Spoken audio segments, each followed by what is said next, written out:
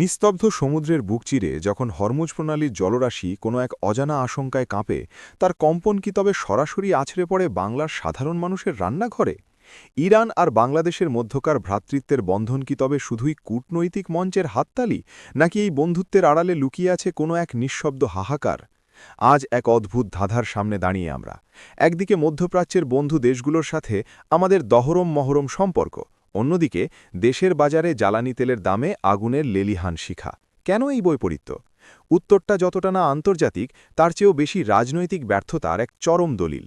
এটি কি কেবল বিশ্ববাজারের অস্থিরতা, নাকি ক্ষমতার অলিন্দে বসে থাকা সেই অদৃশ্য সিন্ডিকেট, যারা কৃত্রিম সংকটের মায়াজাল বুনে সাধারণ মানুষের রক্তঘামে অর্জিত টাকা শুষে নিচ্ছে? যখন রাষ্ট্র নিজস্ব উৎপাদন বাড়ানোর চেয়ে হাজার কোটি টাকার আমদানিতেই বেশি স্বাচ্ছন্দ্য বোধ করে, যখন পুরনো রিফাইনারিগুলো সংস্কারের অভাবে ধুঁকতে থাকে, তখন বুঝতে হবে এই সংকট অনিচ্ছাকৃত নয়, বরং সুপরিকল্পিত। রাজনৈতিক ছত্রছায়ায় গড়ে ওঠা সেই অশুভ চক্রের আমদানি নির্ভরতার নেশা আজ আমাদের জ্বালানি নিরাপত্তাকে করেছে পঙ্গু। পর্দার আড়ালে কারা সেই কারিগর, যারা বন্ধুত্বের জাহাজের সংকটের পতাকা উড়িয়ে মধ্যবিত্তের নাভিশ্বাস তুলছে? আজ সময় এসেছে সেই মেকি উন্নয়নের মুখোশ ছিঁড়ে ফেলার। আজ সময় হয়েছে বিচার করার, কেন অপার সম্ভাবনা থাকা সত্ত্বেও অব্যবস্থাপনা আর নীতিহীনতার অতল গহ্বরে তলিয়ে যাচ্ছে আমাদের জ্বালানি খাত। চলুন আজ উন্মোচন করি সেই রূঢ় সত্য, যা হয়তো আপনার ধারণার চেয়েও বেশি ভয়ঙ্কর। পর্দার আড়ালের সেই খেলাটা শুরু হয় ঠিক এখান থেকেই, যেখানে উন্নয়ন আর নির্ভরতার সংজ্ঞাকে এক সূক্ষ্ম কৌশলে বদলে দেওয়া হয়েছে। আপনি কি কখনো ভেবে দেখেছেন, মাটির নিচে সম্পদের পাহাড় নিয়ে বসে থাকা একটা দেশ কেন বারবার বিদেশের দরজায় ভিক্ষার থালা নিয়ে দাঁড়ায়?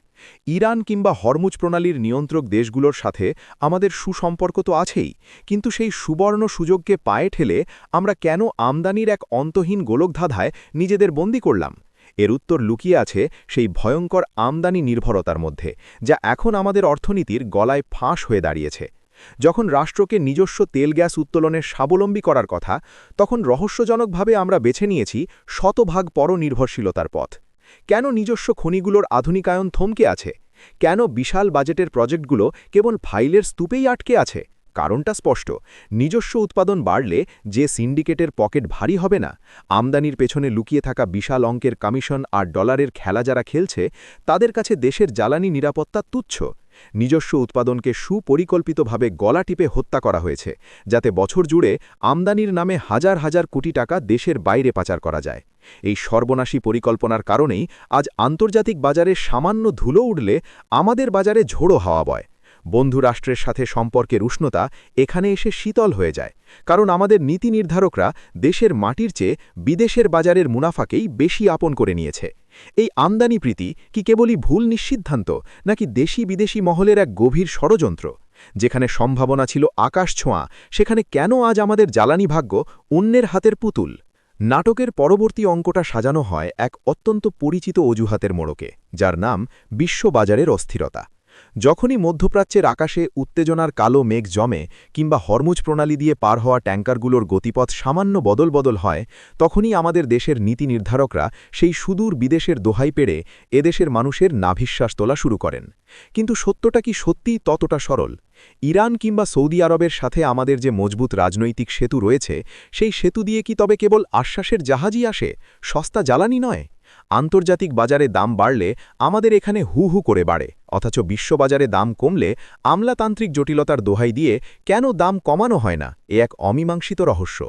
এই সাপ্লাই চেনের ভেতরেই লুকিয়ে আছে এক বিশাল দুর্নীতির সুড়ঙ্গ। পরিবহন খরচ বৃদ্ধি আর ডলারে মূল্য পরিশোধের বাহানায় বারবার সাপ্লাই চেনকে এমনভাবে বাধাগ্রস্ত দেখানো হয়, যাতে বাজারে এক ধরনের কৃত্রিম আতঙ্ক ছড়িয়ে পড়ে। জাহাজগুলো বন্দরে দাঁড়িয়ে থাকে, অথচ অজুহাত দেওয়া হয় সরবরাহ ঘাটতির। এই যে দীর্ঘসূত্রিতা, এই যে সময় মতো তেল খালাস না করে ডেমারেজ চার্জের নামে জনগণের কোটি কোটি টাকা জলে ঢালা, এ কি কেবল পরিবহন সমস্যা, নাকি বিশ্ববাজারের সংকটের সুযোগ নিয়ে ভেতরের চক্রটি তাদের মুনাফা দ্বিগুণ করার এক সুনিপুণ ফাঁদ পেতেছে? যখন বন্ধুরাষ্ট্রের তেলবাহী জাহাজগুলো দিগন্তে দেখা যায়, তখন আমাদের ভেতরের অব্যবস্থাপনার পাহাড় সেই সম্ভাবনাকে মরুভূমিতে পরিণত করে। আন্তর্জাতিক দামের সাথে আমাদের বাজারের এই যে অদ্ভুত আর অমানবিক অসমতা, এ কি নিছক আকস্মিকতা, নাকি এর পেছনে কাজ করছে কোনো অদৃশ্য হাত, যা আমাদের জ্বালানি খাতকে প্রতি মুহূর্তে ধ্বংসের কিনারে ঠেলে দিচ্ছে? খুবই সাধারণ এক প্রশ্ন, অপরিশোধিত তেলের জাহাজ যখন আমাদের বন্দরে নোঙর ফেলে তখন কেন আমরা তা সরাসরি ব্যবহার করতে পারি না? কেন আমাদের চাতক পাছির মতো পাকিয়ে থাকতে হয় বিদেশি রিফাইনারিগুলোর দিকে? এই উত্তরের মাঝেই লুকিয়ে আছে আমাদের জ্বালানি খাতের এক লজ্জাজনক অধ্যায়। কয়েক দশক পার হয়ে গেলেও কেন আজও আমাদের পুরো দেশ সেই মান্ধাতা আমলের ইস্টার্ন রিফাইনারির ওপর নির্ভরশীল?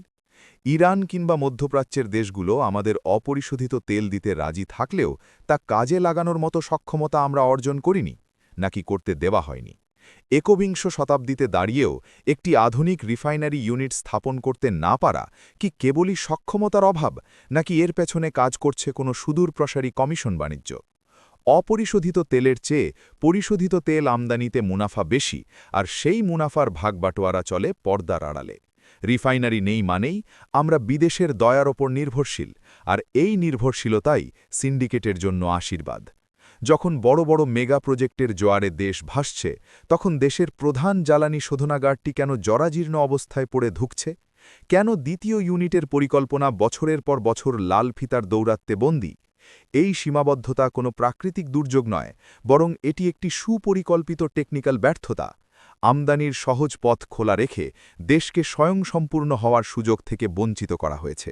ফলে বন্ধুরাষ্ট্রের পাঠানো সস্তা অপরিশোধিত তেল আমাদের কাছে কেবলই এক স্বপ্ন, কারণ আমাদের চুল্লিতে তা পোড়ানোর ক্ষমতা নেই। এই অক্ষমতার দায় কার?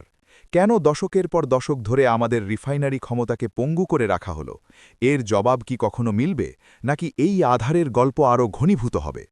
সব আয়োজন যখন চূড়ান্ত হয়, তখন নাটকের সবচেয়ে বড় খলনায়ক হিসেবে আবির্ভূত হয় আমাদের নীতি ও পরিকল্পনা।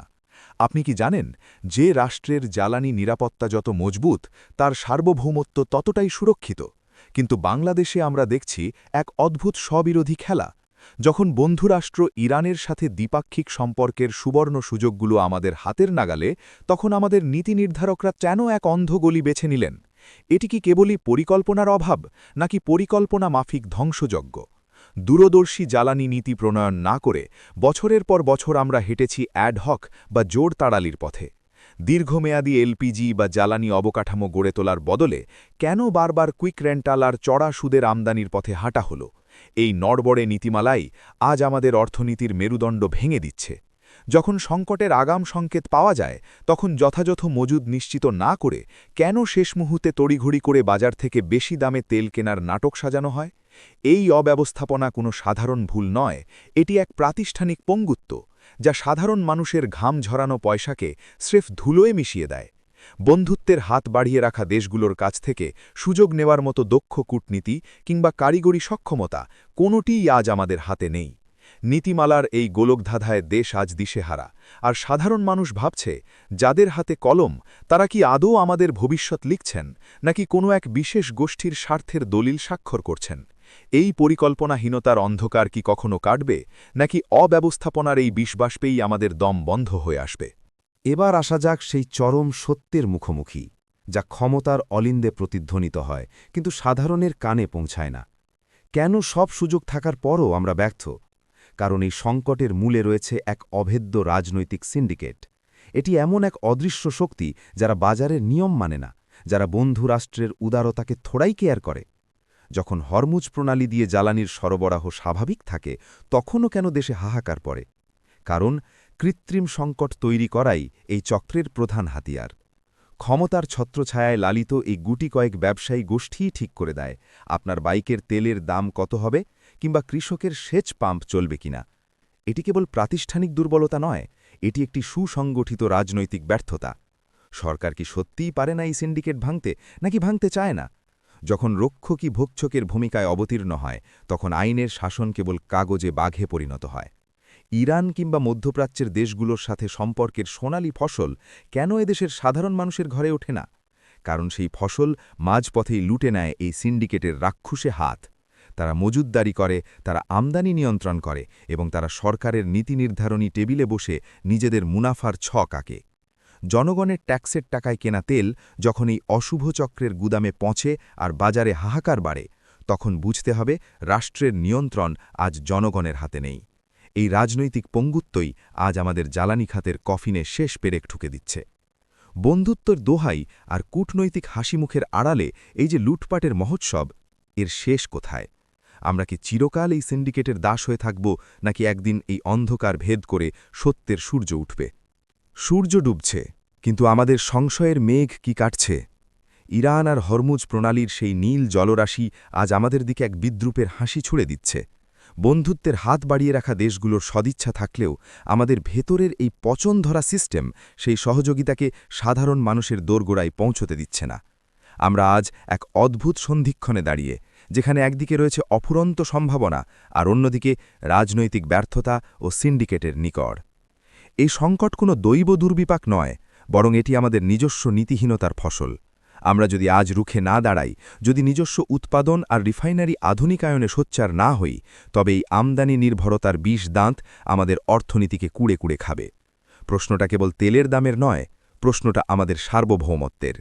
বন্ধু রাষ্ট্রগুলোর সাথে চমৎকার সম্পর্কের সুফল কেন গুটি কয়েক লুটেরার পকেটে যাবে? কেন রাষ্ট্র আমজনতার কষ্টের বদলে সিন্ডিকেটের তুষ্টিতে মগ্ন থাকবে? সময় এসেছে আয়নার সামনে দাঁড়ানোর। সময় এসেছে সেই সব নীতি নির্ধারকদের জবাবদিহিতার আওতায় আনার, যারা উন্নয়নকে কেবল আমদানির কমিশন হিসেবে সংজ্ঞায়িত করেছেন। যদি এখনই এই অন্ধকার জাল ছিঁড়ে ফেলা না যায়, তবে হরমুজ প্রণালীর সব তেলও আমাদের এই তৃষ্ণার্ত হাহাকার মেটাতে পারবে না। আমরা কি এক স্বাধীন জ্বালানি সমৃদ্ধ দেশের স্বপ্ন দেখব, নাকি এই অদৃশ্য শৃঙ্খলে বন্দী থেকেই নিঃশেষ হয়ে যাব? উত্তরটা হয়তো আজ আপনার বিবেকের কাছেই জমা রইল।